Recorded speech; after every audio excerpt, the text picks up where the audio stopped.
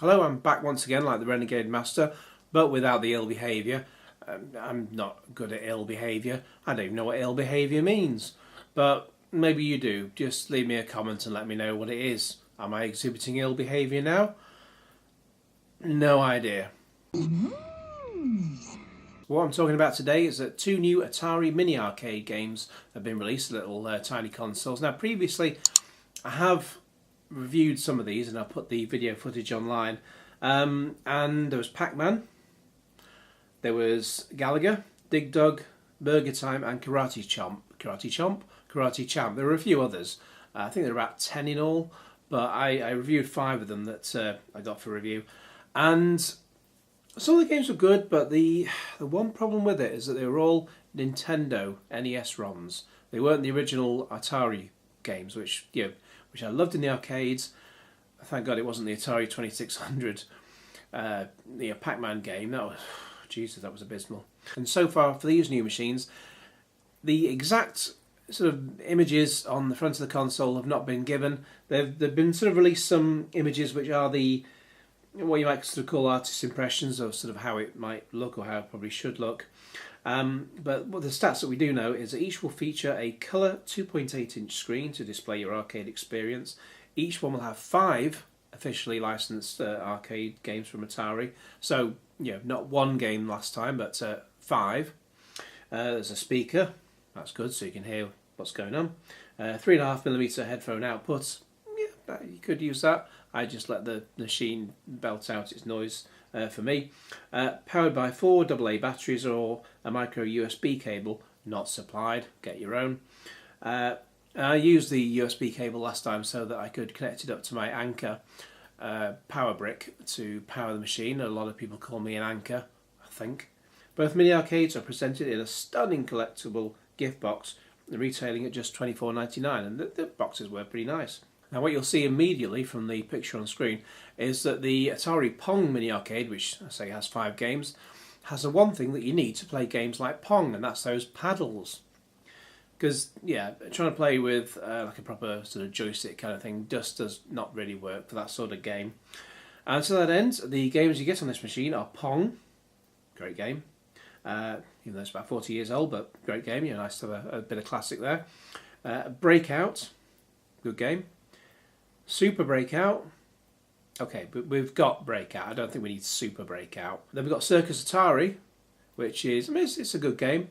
Hoping it's the arcade version, not the Atari 2600 version. That's a bit of a disaster. But the original Circus Atari game, that is really good.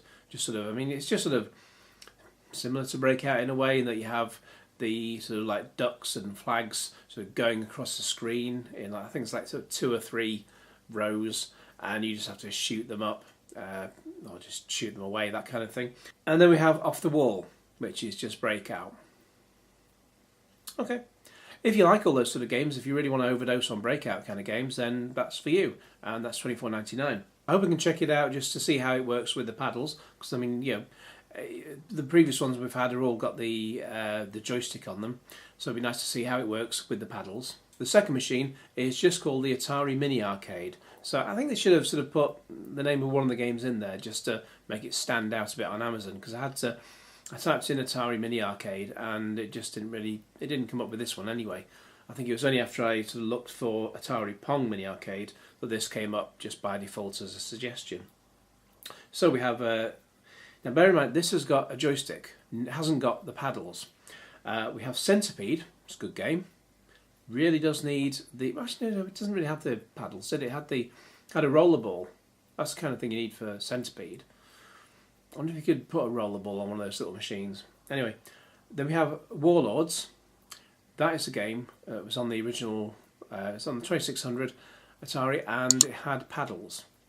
So you need paddles for that game, really, not not a joystick. And it's a joystick that we've got. So it's going to be interesting to see how that one works. Yar's Revenge.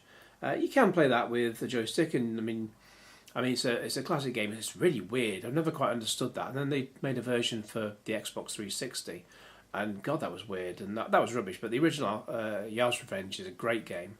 It's also recently remade for the ZX Spectrum as Ray's Revenge. and that was pretty good as well. Sprint Master, which is, again, that's one that could use a paddle, because that's a game where you're a racing car. Well, there's 2 racing cars in the game, and in fact, I mean, the Pong machine itself has 2 paddles, as you've seen, and Sprint Master is the kind of game that you'd be playing against another opponent, so that'd be great as a 2-player with paddles. This one's got the joystick, so you sort of go around a racetrack. Sometimes you'll skid on oil, sometimes you'll sort of go in the rough, and you'll fall behind. But yeah, paddles will be helpful for that. The one that doesn't really need paddles is, and this is the best game on this, and I'm really looking forward to this one. This is Adventure. Adventure is the game where you're a little arrow and you go around a maze, and quite often you used to get eaten by the dragon, unless you managed to find the... No, sorry, you were the arrow, you were the dot. You had to find the arrow, because the arrow was a sword. Yeah, and if you came across the dragon, you could kill him.